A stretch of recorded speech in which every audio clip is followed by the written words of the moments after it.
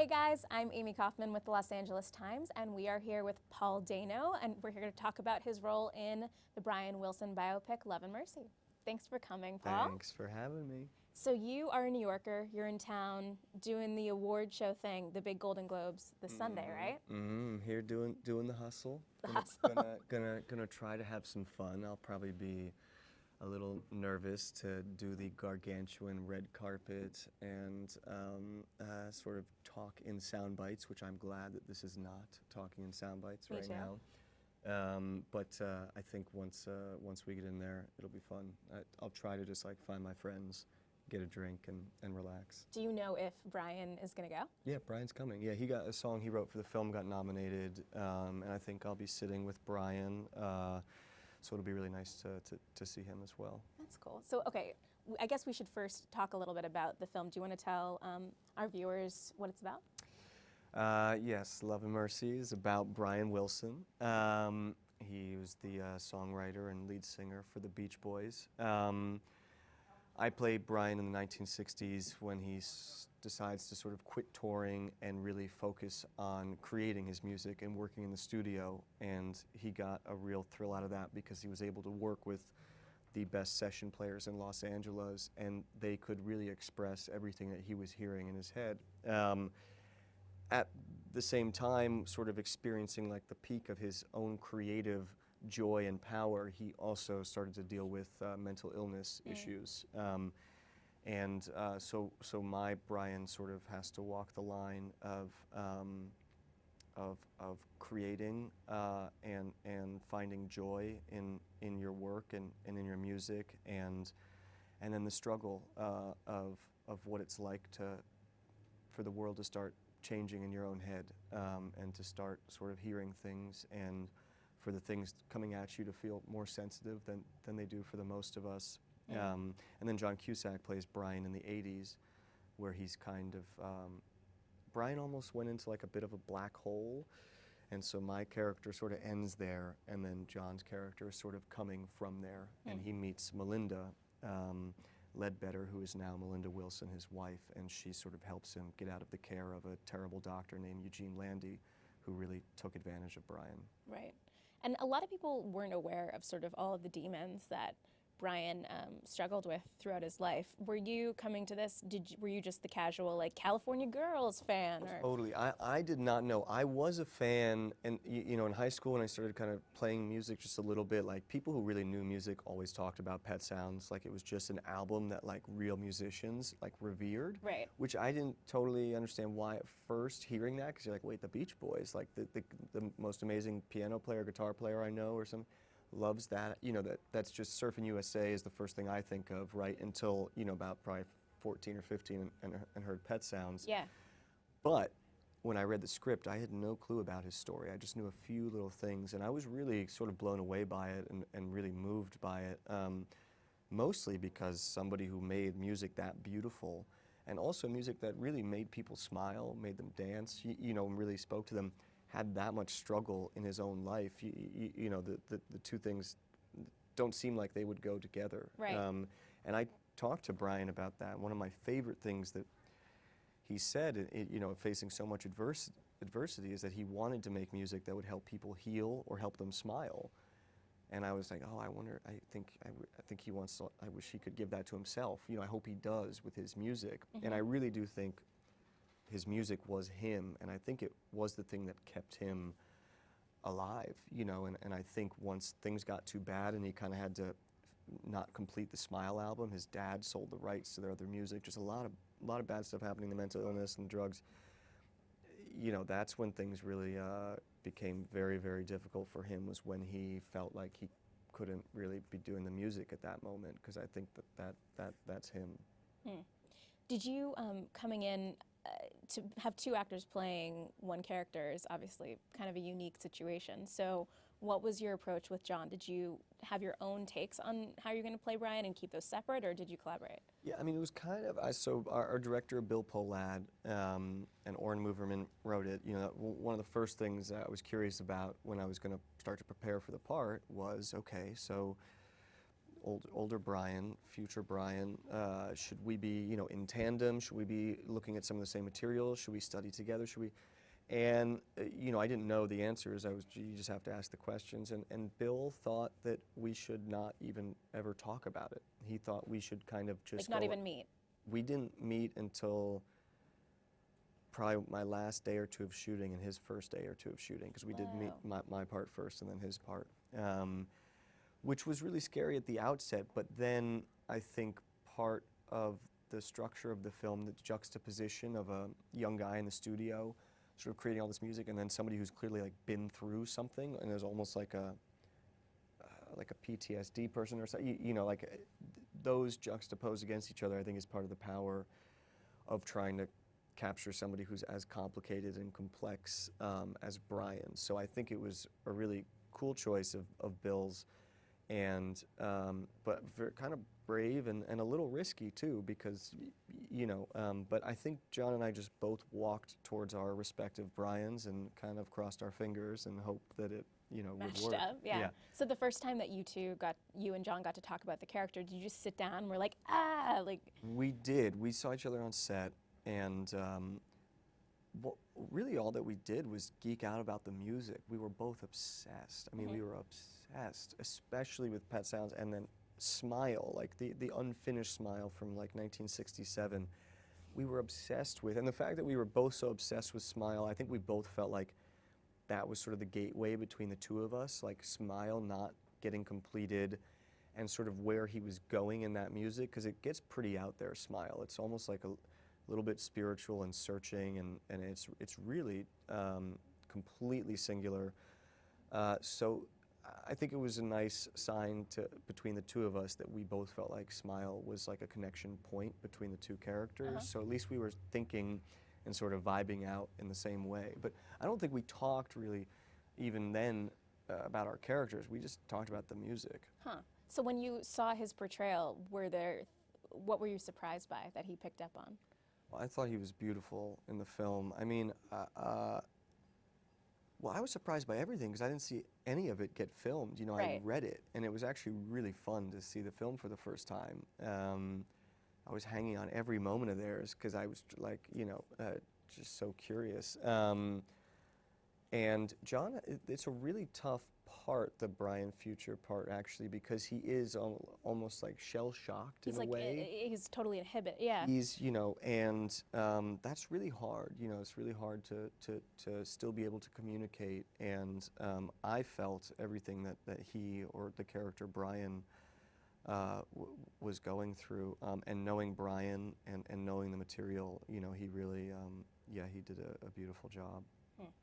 So I saw the screening I was at of the film, Brian was there, and everyone gave him a huge standing ovation, and you guys were clearly really supportive of him, but I couldn't help think how difficult it must have been for him to watch this story, especially the John Cusack part where he's really, you know, being manipulated, and it looks like he doesn't have power over his own life. I mean, how did he deal with all that? Look, I mean, Brian and Melinda have been so supportive, and it's a crazy risk, really. You know, they're trusting, they're still alive. Like, you know, it's a risk to let the story be told and to put yourself out there, and that other people are doing it, you know.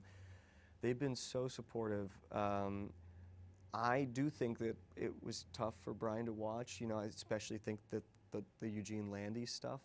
That was the manager who who Paul Giamatti plays. I think Brian felt like he was back in the room with that person, and that's not a place he wants to be. I will say that Brian is very honest and a bit unfiltered.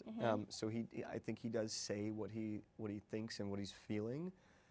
So when I saw the film with him, I mean, he was sitting about where we are, you know, and I was so terrified. Oh my God. I was so scared. And we got back kind of stage afterwards, and he just goes, "Well, that was a really good movie." And I was like, "Oh my God."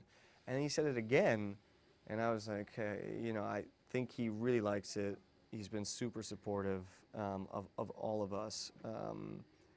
And the best compliment the best thing that happened to me with Brian was he had to hear me sing before doing the film, so we sent him some recordings of me. Oh, you didn't have to do it live, not American Idol no, style? No, because I was in New York, luckily, where I live. So I just recorded me playing and singing a bit of a song, and heard back right away that they were excited and this and that. But then when I saw Brian, this is now like a month or two later, he just at one point went, "Oh, Paul Dano, you sing good," and I was like, that was the best. Did you guys ever collab? You do a little like duet? I've gotten to perform with Brian.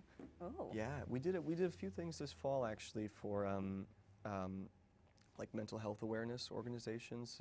A thing called Change Direction and Give an Hour, and we went to DC and we did Brian performed, but I got to go up there and sing a couple songs, and that was really fun. That's like a Scary, but bucket fun. list item. Yeah, right it was so there. great, and his band is so great, and they sounded great. Yeah, that's pretty good. That's pretty good. So did he work with you on how you sounded at all, or was that a different vocal? No, you know, Brian was so different in the '60s than he is now, I think. Actually, for the first like couple months of starting to get ready for the part, I didn't even look at video. I just listened and did my own like research, because he's such a sort of open, honest, raw person.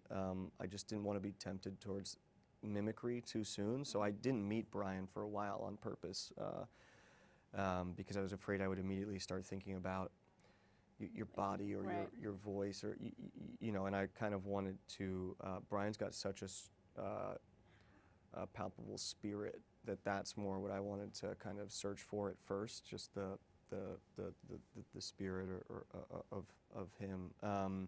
Which I don't know how to do, so you just kind of like poke around in the dark for like months and then hope that you know Right. find something. But then I started to learn the songs and the piano and learn to sing them, and that was, you know, really just being in touch with the music was where I found that spirit, so joy. to speak. Yeah. Yeah. What was he like? I mean, as a journalist, I've heard a lot of stories about how, you know, interviewers have sat down with him and he's just abruptly ended the interview, or you never, you know, he can give very short answers. Yeah. Were you nervous the first time you sat down with him? I was, because also at that point I was such an obsessive fan. I'd spent so many months with the music. I was just so in love with it. But I think, again, him being a sort of sensitive human being, the first time I met him was actually not about trying to ask him a million questions. It was really sort of about being relaxed and saying, "This is me, I'm Paul, like I'm going to be playing you," you know. And so for him to touch base with me as well, Yeah. as a person. And it, you know, I think the most fun was, you know, once we start talking about music, Brian's still, you know, he's got a kid in him. I mean, he still lights up and gets excited, and so talking just about the music with him was amazing. You know, I didn't really talk to him about how I was doing or how to sound or this or that. You know, I felt like I could find that. So it was more just about connection between the two of us and touching base with his presence. Yeah. You mentioned, you know, his struggle with mental illness, and I would imagine as an actor, some of those scenes in the film would be the most challenging, especially because the way it's shot, you sort of, some of them have a psychedelic feel to them. It's like as if you're actually in his mind, Yeah. in a dream sequence, kind of. So how was that? Yeah, I guess it was really hard, you know. I mean, it's funny because for me the film was such a seesaw, because doing the music scenes, I had so much fun. Yeah. Like, it was so fun. We had real musicians in the studio. We did the stuff live. Like, it felt so. But then later that day, I might have to do a scene where, you know, you're experiencing or hearing or feeling something that is very hard to touch base with and very scary. And to have both those things in a day is a weird job, you know, Right. being an actor. It It's probably like gave you totally- empathy for his own sure. experience. Yeah, for sure. But that was something that's also, I think, a sensitive subject matter, and you know, you can't. What I realized actually was when you're not feeling well, you don't want to. You know, you don't want to not feel well. So I think actually, like, trying to fight against that was the key rather than trying to like play it. So to try to, so I, did a fair amount of research, and I did talk to Brian a little bit, and then, luckily had really good writing, so that stuff was hard, yeah. You mentioned some of the music you were listening to which of his music you were listening to for inspiration, and we got a question from someone on Twitter, Gail George. She asks, you obviously immersed yourself in Pet Sounds and Smile to play Brian. Did any other Beach Boys music help you find your way to him? Yeah, a lot. I mean, first of all, I had access to people who are really big Beach Boys fans. Like, I had access to all their vaults of recordings. So, like, I Were was they just in literal vaults? heaven. I'm No, imagining, but, some lockdown. they would send them to me. So just hearing them work in the studio, and then it's weird how songs start to take on meanings, like to me as an actor. So like the song "In My Room," which is pre-Pet Sounds, is probably a song about like going up to your room in your home and as a kid and escaping, and maybe that's where you made music or you were with your imagination or whatever. But for me, that song was about being in the studio. Like, this is my room, and this is. So like all the early songs started to have meanings for me that probably aren't the actual meaning of the song, but somehow came into my own work. So right. I was certainly using a lot of songs from early on, and then sometimes again the way that the music might have helped Brian when I had to do tough scenes. I needed those early songs to help me stay afloat as well, because they do make you happy. I was in a restaurant last night here in LA, and the Beach Boys came on, and it just like makes me smile. Yeah, it totally changes the way you listen to their music, because before I came to this, I was like, surfboards and like running down the beach, and it's all cheery stuff, and you're like, nope, there was a lot going on that's there. the best. That's my favorite compliment the film has gotten, where people are like, I went home and had to listen to Pet Sounds after seeing the movie because I didn't know X, Y, or Z, and you're hearing new things in it, because it's sort of the pinnacle of art, that you can make something that goes down so smooth that everybody can listen to, but is so complicated, and that was completely original. Like the instrumentation he was using, what the harmonics are doing, like it's an astounding. Pet Sounds is astounding. I mean, it's the best. Obsessed. So clearly there were a lot of darker elements to this role, but a lot of, as you're saying, fun, creative moments. And you've really run the gamut in the kind of parts you've played. Like, I'm thinking the last couple years we saw you in Prisoners, which was very dark. Yeah. So much to the effect that a lot of people on Twitter, wait, are you a Making a Murderer fan? Okay. I've been asked this so many times in the past. I have not seen it yet, but apparently I have to, because everyone wants you to play someone in it, and I think that's because of Prisoners. Yeah. That's good. Like, you're giving off a solidly creepy vibe in that. Yeah. Well, I liked that character though, because he was actually like a victim himself. The way the Prisoners, the movie sort of works. You think he's a bad guy, and then he's actually was abducted himself, and. So I like that kind of thing, but you're right. Yeah, that's that's not something you like, or on the subway or laying in bed like daydreaming about, being like, yes, I get to. It's kind of more painful than that. Right. Yeah. So, but you've heard the fans swell for your interest in Making a Murderer. You got to watch it and then consider. I'm excited to see it. Apparently, it's excellent. Are you a big binge watcher in general? I think, that's pretty much the only way I can watch, because, if I spread it out, I usually get lost or something. So I wait for a pocket of, time, and then, try to get into something. Yeah. So you have, like, some pretty great people in your acting category at the Golden Globes. What movies have you loved this year? I know, it is really good. It's really good. Oh, man, there's...